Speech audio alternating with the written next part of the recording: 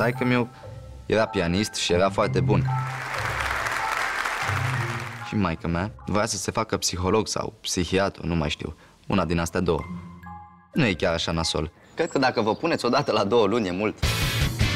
Eu și cu tatăl tău nu suntem deloc plictisiți. O să cumpărăm un computer. E că te-am băgat în cel mai tare chat. Navighează. Nu înțeleg nimic. Și acum pus săgețica pe OK și dați click. Una tip pe ton și fără obligații.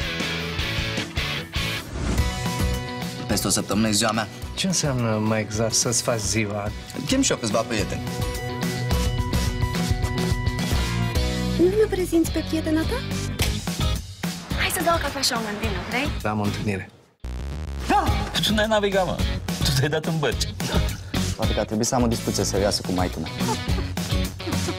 Aia nu-i nevastă, da? În femei nu e bine să te încrezi niciodată.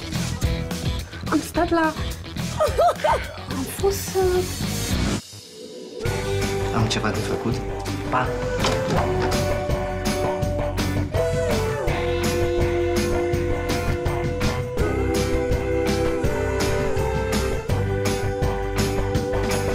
Ce faci acolo? Dar tu știi să umbli cu chestia asta? Nu, tocmai că nu. Știi că avem și noi unul la curățătorie și nu prea mă descurc. Mă uitam și eu să văd dacă ăsta e la fel.